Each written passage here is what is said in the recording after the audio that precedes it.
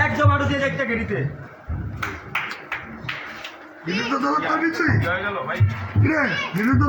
পারবি নাকি আমার দাম চাইব মাথা লাগিয়ে গেল না নাকি ঠিক আছে ভাই সব ঠিক আছে